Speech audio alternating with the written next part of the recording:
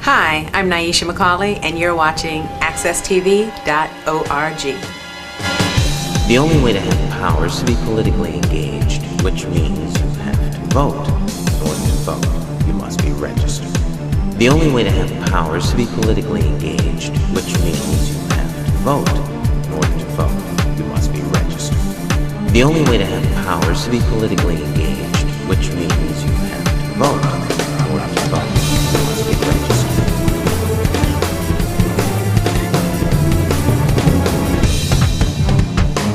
All right, once again, it's time to talk about all things politics. It's One Hartford, and joining me, of course, here on the panel is former Deputy Chief of Police Gerry Pleasent and former City Councilman Mike McGarry. Gentlemen, how are you today? Good morning, Stan. So what's happening here in the grand city of Hartford? Well, today's program will be a little bit different. Normally, we would come to you with the ills of the city, and today I'm happy to present some of the more positive side of what's going on in our city. And to enlighten you on that is Mr. McGarry. Thank you. Well, there's always problems. There'll always be a headline, there'll always be poor people, there'll always be a heartache. But there are a lot of good things going on, and people should realize that. For example, this whole rash of cleanups around the city has been terrific. I've never seen as many people involved as trying to make this city shine as lately. All over the city, groups have gotten together and they're doing a good job. And I think it helps that we had some really hard rains. It keeps the streets clean. But also, the project I'm involved in, Hartford Blooms, is really catching on. Hundreds of people signed up already. They had signed up for his booklet. They don't have to, but people sign up for his booklet so they know what's going on. And we're getting calls every day and mail every day. That's working out pretty good. That effort toward the end of June, you'll see flowers and the city dressed up very nicely. Just as a pride thing. There's not any money involved really, but it's a pride thing to make the city look nice. And the city used to be, back in the 50s, there was flowers everywhere in Hartford. It was known for it. So we're kind of recreating that. But the physical things that are helping the city now are actually pretty amazing around the city. Some of it's subsidized, like the CRDA apartments downtown. They're all popping finally, wherever you look. You're driving down Farmington Avenue today, I see the Cathedral of St. Joseph, my cathedral. They're finally going to put a big handicap thing, a big addition to the cathedral. Taxable items, I do see some new stores opening, some new businesses opening on the strips. I do see a lot of new apartments and homes being built. People don't understand, underlying everything is a constant growth in home ownership in Hartford. At least smaller homes. So we used to have empty lots and burned out buildings. Now houses are popping up. Some are Hartford Humanity, Humanity, what do they call it? Habitat for Humanity. Yeah, some are those. Some are subsidized. Some are private enterprise. We do have the House Hartford program still going on. So bing, bing, bing, all over the city. Being on Board of Assessment Appeals, which is really tough because everybody comes in and complains, 4 or 5 of them were actually investing in the city. They're complaining about taxes over here, but they were investing in the city. So there is that positive aspect going on. But the big one, the most important one, is the idea that the Hartford is going to invest $140 million in the city. On top of what the Travelers has done fairly recently. They're a big investment. So we got those pillars, those big insurance company pillars. They're staying here and they're investing money. And that's pretty good. Now, are they going to get a tax break? Sure, that's what you do today. But that tax break will phase in. Almost immediately, Hartford will get more tax money and the grand list will grow. It will grow fairly significantly over the years. But in order to get these companies to do this, you have to give them some kind of deal. Well, there's so many other people trying to get them to move. Yeah, that's right. And they're making it. They've got options. Yeah. The good news this morning in this morning's paper is that the mayor has relented on getting rid of not having a class of recruits to replace the many people that are retiring. Chief, what do you expect to see in retirements this year? Well, first of all, we have a sort of an unprecedented number of people retiring. Well, and there's a reason for that also. Many of them are retiring with astronomical pensions. You wouldn't believe some of the pensions that some of these men and women are retiring with, which is a subject I will touch on maybe the next program or the program after that. Well, didn't they pay in though? I would like to get Sure. my facts together Okay. before I sputter incorrectness. I'm glad they changed their mind. We need a class. Yeah. Desperately need a class. And there's some other factors that will play into our lives that we have no control over that will also spiral our crime rate. Don't think we're gonna go off into tomorrow with happy days. That drama is not gonna play itself no time soon. I kind of disagree. I think there's been a sociological change. I don't see as much bad behavior. I'm all over the town, Hartford News. I'm here, I'm there. I don't see the antisocial behavior that I saw some years ago. I don't see kids, you go by Hartford High, used to be they'd give you the finger, they'd yell at you, call your names, they scratch your car, and that's all gone. The kids walk around today, they wear uniforms, they're going right to school, they seem to be more interested. It does seem a different culture among the youth. It's just, the old adage that you feel like you look. If you dress up, you just have a different attitude when you put on a suit. Is it the immigration wave? No. First of all, you need to leave the house a little earlier in the morning. And you may see a slightly different picture. I do. But Gerry, you see the world through the eyes of a cop.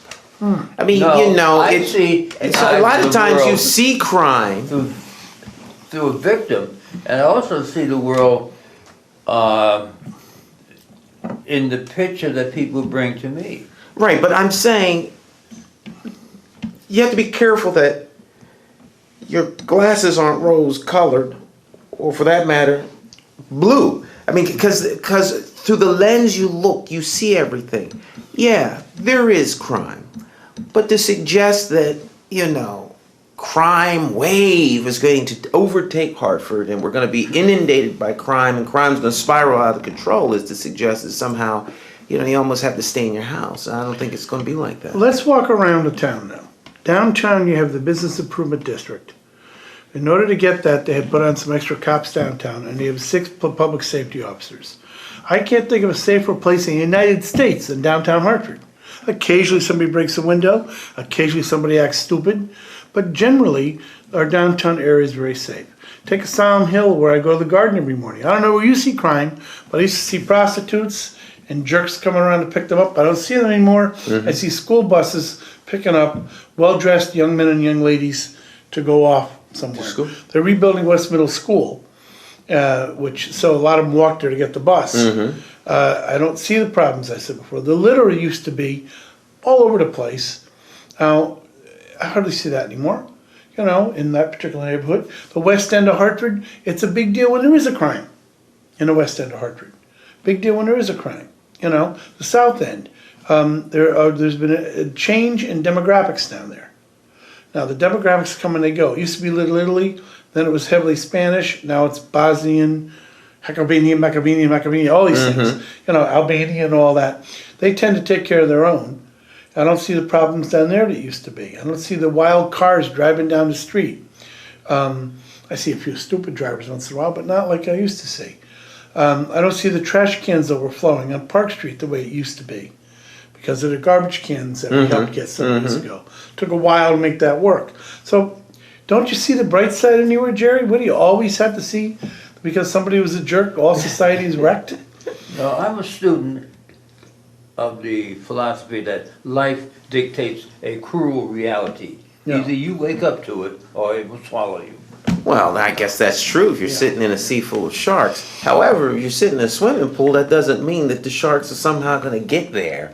They're going to jump and crawl down the street and eat you alive. So, I mean, a lot of times you get what you look for. Well, I'll tell you what. Are you looking for things Give to me be the bad? time- No, give me an hour of your time sometime during the week, and let me take you on a ride of reality. No. Let us identify the areas where crime is. You give me an hour and we could drive around and I could show you all the positive things going on in Hartford. Well, anyway, let's get to the budget hearing. The budget hearing was last week, and there were 16 people speaking. Yeah. I had to come in late, and I asked to have my name added to the list, so they added, the deputy mayor added my name to the list, very nice. Or not deputy, what do they call it, president? President of the council. Added my name to the Sean list. Wood. Even though I kind of broke the rules by coming in late, but I put my name on. Everybody else spoke, and they spoke, some of them very well. And then it's my turn. I get up and I thanked them for speaking, my Democratic friends, and they were all Democrats. 15 Democrats spoke and one Republican. I said, I want to thank you all for speaking like 1990s Republicans. Every single one said, let's not get rid of the police class. Right. Every single one said, let's not raise taxes. Every single one said, we have to push economic development. What did this guy say back in the 1990s? All of the same. Every single one of these Democrats, liberal Democrats, got up and sounded like 1990s Republicans. You know, I saw Nick Carbone of all people the other day, and he rattles off. I said, Nick, you sound like John O'Connell. You sound like Mike McGarry. You sound like Veronica Gary Wilson. You know, back 20 years ago when we were on council. So the whole thing is shifted now. People are finally realizing that you can't expect government to do all these things because the resources aren't there. They never did them right anyway. But we have to concentrate on police, fire. You got to pay the pensions. That's a legal obligation. You got to take care of health care. That's a legal obligation. You got to take care of the bonding. You got to fix the potholes. Everything else is in danger. And the idea people say cut. There's not anything left to cut, no matter what. People say, well, why does the mayor have to have an assistant? It's $1 billion corporation. It's got to have an assistant. Yeah, you got to have a structure. But if you look at the assessment department, 22 employees down to 8. You look at the public. You look at the clerk, city clerk, where you got to have a city clerk. You got records, you got land records, you got dog licenses, you got all that stuff. They used to have 16 employees. They have 7. All through city government, you know. Human resources is down to a computer, you know. So there's not much to cut on that in the government. But you know what surprises me listening to you two gentlemen? Not once did I hear you mention anything about management of what we have. Well, that's because, If you do not have tight management, you will spend more money than you need to. Well, I understand that, Jerry, but you know, the opportunity to have management comes 4 times a year in this city. And so to complain about the lack thereof, beyond identifying it, to what degree? Example would be the situation with the class of recruits. People complain, the mayor put it back. I mean, unless he makes the decision to do it, nothing's going to change. I mean, the council. Or the council. So at some point, you become self-defeating by always talking about what's wrong. Because the ears you want to make aware of the problem become numb to the complaint. And they just push the problem aside. So you have to find a delicate balance. I mean, management styles change. I always try to get people, look, get involved in the government that you have. It's your government. They work for you. So if you're not actively involved, Mike said about 16 people spoke. I can remember when half of Buckley was full during a budget hearing. Yeah. And I mean, you would be there until midnight. Yeah. People standing up. You had the John O'Connells who would come in there, and I mean, there was real give and take. It wasn't like rubber stamp. Everything worked out in advance. I mean, there was that give and take where you had consensus, compromise, and new ideas came forward. Now it's just like, you know. Well, out of the 16 people that spoke, some of them, like Lisa Peterson, come up with a whole lot of ideas. Many of them not feasible, I know. But she had a lot of good ideas. And sometimes she's been, you know, let's say, uber critical But she came up with some fairly good talking points. Whether or not they're feasible or not, I'm not sure. But to me, my management style, we're now on the city side of government at basics. We're down to, Public Works is down to 205 employees. Used to be 350. Some of it's technology, better equipment, but that's a heck of a drop. That's a drop of almost half. Right. So how do you manage with style when you don't have the resources of the people? That's very hard.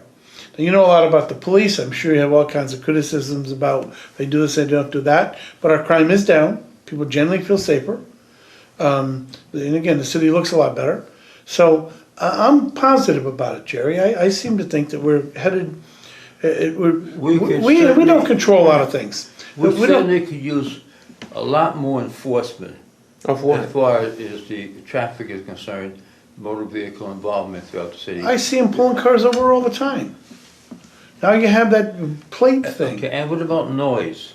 Noise being emitted from vehicles. Oh, they should stop. Well, that. I mean, there's agree. no end to little things that you can find. I mean, you can always find something wrong. No doubt. And I think a lot of it is things we can't control. We can't control the waves of immigrants coming into town. Right now, we have the wave of immigrants from the southeast that's over now. They're no longer taking people from Myanmar, Burma, but those are becoming very good citizens. The Somalis, that's over now for some reason or another. So, what is the next wave of immigrants? We don't know. Will there be people who act or don't react? We have no control of that as a city. And there's a lot of other things. For example, the idea is hard for young people to get jobs. It's very hard for the city to do anything about that, It's not. One, it's hard for the city to do anything about it, and two, it's really not the city's place other than to create a good environment for business to grow, but Yeah. the city is not an employer. That's right. And all these job training programs sound great if there's jobs that they can go to after they're Right. done. There's a lot of things we really can't control. And we think we can, but we make a lot of efforts at it. It's like a lot of fluff. But in that, you want to hear these 15 people, plus me, 16, the other night, none of them talked about any of those other things, right? Right. We were there. They all talked about the police, and you're right, the mayor caved in. They talked about lowering taxes. The mayor's come down a little bit already. I'm sure the council will find a way. Right, they're going to come. Yeah, they'll The big be question is, flat. unless they decide not to move the money around for the parking authority. Remember we mentioned that we're selling it to ourselves, essentially, the parking cash flow. We're selling the parking cash flow to ourselves, moving from one part to the other, just like the Fed creating money. Now, if they don't do that, all bets are off, because then it's a huge tax increase, which is counterproductive. Right. You raise taxes, fewer people are gonna pay in the short and the long run. Right. So there's problems, and that's one of them. They gotta figure it out, the council.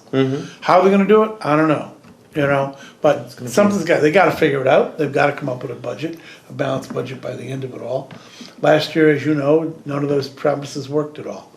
This year, maybe they'll make the same kind of promises. Well, the budget hearing started yesterday, which is Monday, and goes over the next couple of days here. You can always go to the budget hearings and make yourself seen. When you turn up at these kinds of events, they work well. Now, I love Ted Carroll, but is Ted Carroll doing the Kumbaya budget hearings again? No, they didn't. What they did is they had a people's budget, where people came together, and essentially they come up with the same things they're talking about. Some nibbling around the edges, but a lot of it the same thing. Same list we just talked about. They didn't do the council Kumbaya thing. Right. Because for all that time and effort, very little came of it. Right. The last few years. Right, that facilitated budget hearing right. thing. I was highly, well, I'm not offended per se, but I mean, it seems to take away the give and take of real negotiations and accountability by making everything overly civil. Yeah. It's not a civil process. It's a council, nitty gritty. This council and the mayor have a problem. The mayor does not have 5 solid votes he can count on. If magically tomorrow someone decided I'd be mayor, boy, it'd be something. They already call me the night mayor. You know that? The problem is how you spell night mayor. 2 ways to spell it. But if I magically became mayor, I would get 5 votes, solid 5 votes on council. I'd have him in my office, I'd take him to coffee, I'd take him to dinner, I'd get involved in the nitty-gritty of government. Because if you had 5 votes, you can get a lot done. Right. Right now, there's not 5 votes on the left or the No. right. Can you imagine relying on the Working Families Party to No. be your backbone? You know? Well, I mean, you know, they're left of left. Let me interject something here. Yeah. I think last week, maybe the week before, I made the comment, favorable comment about the treasurer, the city's treasurer. Well, you like the treasurer. You know, and because I think the world of finance is a complicated matter. And normally, you've got to have something going on upstairs to understand. And you say that to say what, Jerry? You know, Vote for him? Are you running his reelection? wait a minute. But when the facts are present, and he has done a good job, and if you take a look at some of the things he has done, he did bring us a 8% return. I don't know that you can, investment. I don't know a lot about the treasurer. I don't know that that's a singular, I mean, you know, when you're at the helm, you get the glory and you get the darts. But, you know, I think that's more than just one singular individual. We're back up to making we're that. back up to the $1 billion in the pot. We lost a tremendous amount in the crash, and everybody did. Right. Back 4, 5, 6 years ago. And it's built back up. We're back up to the $1 billion. And the $1 billion will throw off enough to reduce the city's burden in the future. The problem is that it's a catch-22. They said, let's get rid of employees. You get rid of employees, the jobs don't get done. Sometimes the revenues don't come in. You know, people are not happy. And then you've eliminated somebody putting money into the pension. So they've eliminated a salary in that position. You've also eliminated their contribution to the pension. So then you still have the thousands of employees who retired, you know, and are retiring, that they gotta be paid. So it's a catch-22, and everybody says, oh, let's cut government, let's get rid of these 5 or 6 employees. Well, when you get rid of the 99 more employees that the mayor wants to get rid of, you know, he's gonna not fill the vacancies, or he's gonna have to lay a few people off. That's 99 fewer people putting money into the pension.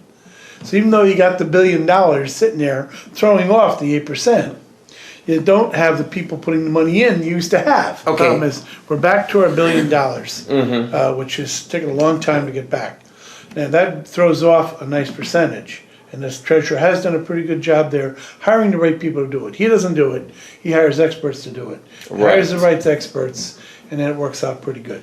So in that case, I don't know all the details, but in that case, it has to, I guess, be what we're supposed to have a treasurer for. Right. Yeah. And Then, you gotta have something on the ball to make this thing work. And he's Yeah, well, making it work. I'm all for that, Jerry. You like the treasurer, I understand that. But, that being said, and what? Because you often bring up, A lot of the people that I bring up, for some reason, some of you don't like. Oh, I don't When dislike Adam when Cloud. I used to bring up Clixo Torres, because I know him well, Yeah. and he's a very bright and very informed individual. And I really would like to see him be more involved in city government. Cal was very involved in government. And he still follows it. You know, one of the Right. things- I don't, Jerry, I have no problem with you bringing up Cal or Adam. My issue, it's not really an issue. The reason I make comment about it is, to what end do you bring them up? It's just an anomaly. All of a sudden, the treasurer's a brilliant guy. are you contrasting him, Cal, to the current president of council? Don't thrust me into that corner. Well, why? Well, yeah, I mean, you bring him up out of thin air. I mean, Yeah. are you saying that Cal is doing a better job than Sean? No, Sean wants to What now I'm be state saying- senator. No, Bring Cal you back? have a talent Yeah. that's well suited to do a variety of things. So are you suggesting that if Sean becomes the next senator of the second district, is it Cal second take his district? place? Yeah, second senator of the district. Did Cal take his place? I think Cal is astute enough and have enough backing, you know, academically and so forth. Well, that's not what I asked you. Are you suggesting that Cal But That there'd be a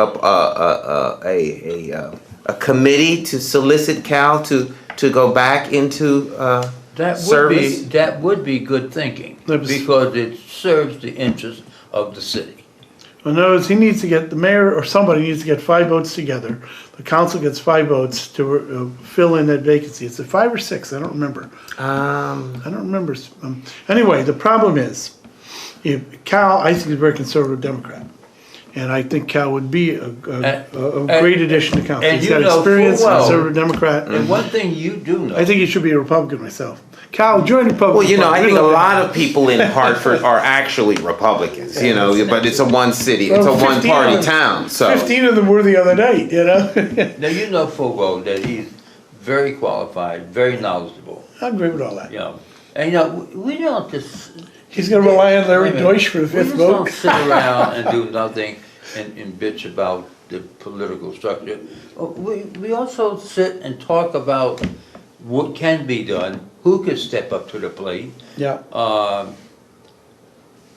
A good friend of ours, whom we don't always agree with, I don't agree with myself half the time. Ed Vargas is another one that's, Ed Vargas is a Right state now. representative, Yes. and he's very happy doing that. It's the first Yeah. election he ever won, Right, other than union president. right, And- I don't think he's gonna step away from that to go no, to city no, he's council. not, no, He's he's had a not, much- but, he throws his hat into the discussion on a lot of things. We don't always agree. But Jerry, now you know how I am when it comes to discussions. I mean, discussions are good if they're gonna bear some fruit. Other than that, they're just academic, volleyball. And at the end of this game, what happened? You get exercise? So we asked you the straight question. Let's put you on the spot. If somehow Sean Wooden goes to the state senator's spot, and nobody thought that Coleman was gonna run, all of a sudden Coleman's running. Well, he's running, And yeah. Harris says he's got all the votes from his town. Harris is a very strong contender. He's well positioned and has got quite a. Well, footprint. let's say that all of a sudden, in very short term, and there's still a year left on council, a Right. very important year, because it leads up to elections. Yes. All right, so we got a vacancy on council. Right. We got Cal, who is very qualified, as far as I'm concerned, a good conservative Democrat. You would be then in favor of Cal, the Democratic Party, the 5, I guess they'd have only 4 votes. Well, if they have 5 votes, so they would have enough, I think. Well, they've got 3 working families. They got 6 votes there, minus 1, they got 5 votes. Right. If it's 5 votes, I forget whether it's 5 or 6 to replace a council person. Probably 5. Right, coming in. If you were going to remove one, it would So take- all 5 of them have to agree to put somebody in. All right, and now you're replacing a black with a Spanish. yeah, that's going to be a hard sell. Well, is that a hard sell? Do we do that in ethnic politics anymore? Or do we pick the most qualified guy? We have to, I kind of, Well, at some general point- agreement, he's probably the most At some qualified point in guy. time, it would be nice to try to pick the best person for the job. Well, yeah, but then you've got people who align themselves with interests. So, right now, I think the climate within the North End, among black politicians and black folks in general, is that they're not getting a fair shake at City Hall. So that might be a tough sell. Well, the majority of councilmen black.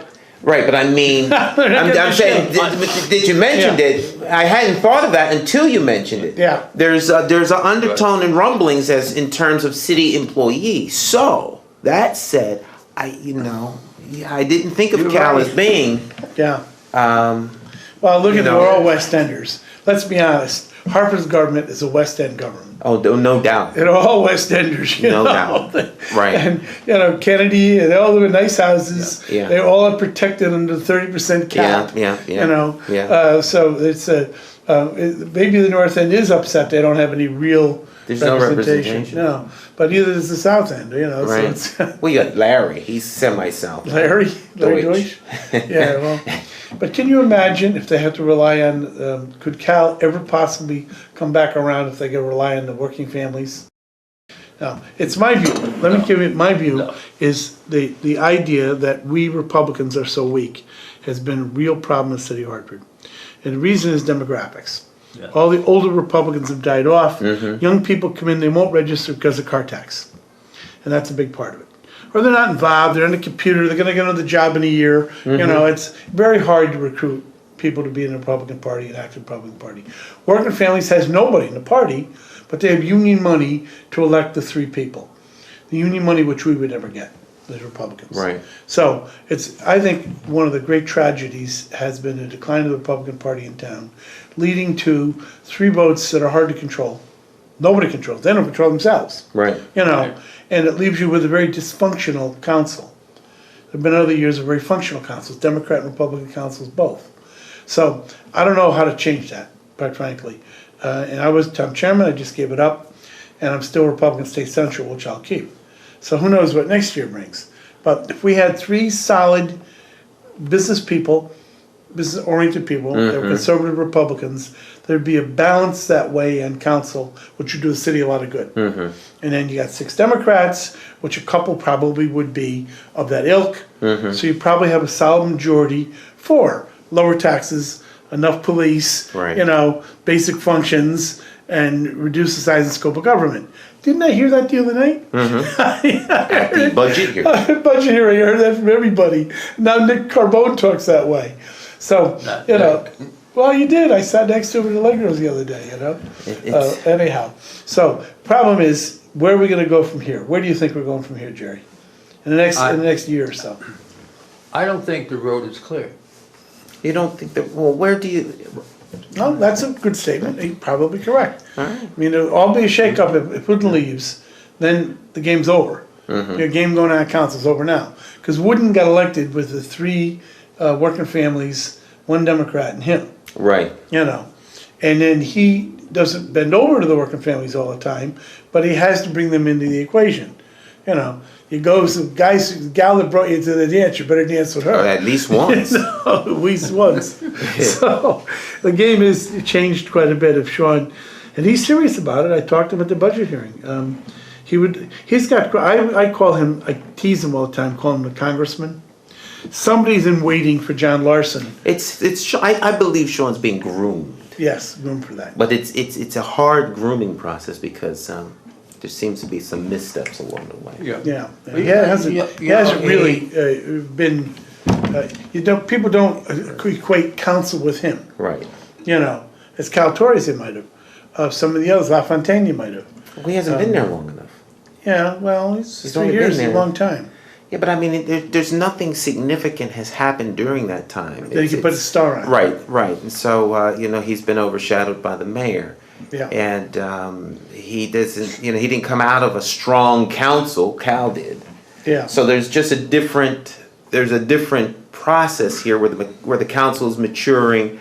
I think you see the council president falling into his own as a position, but it always seems to be kind of like the sibling, little brother always trying to vie for the attention of the parents toward the big brother who seems to be a all-star varsity kind of guy, and that's the mayor.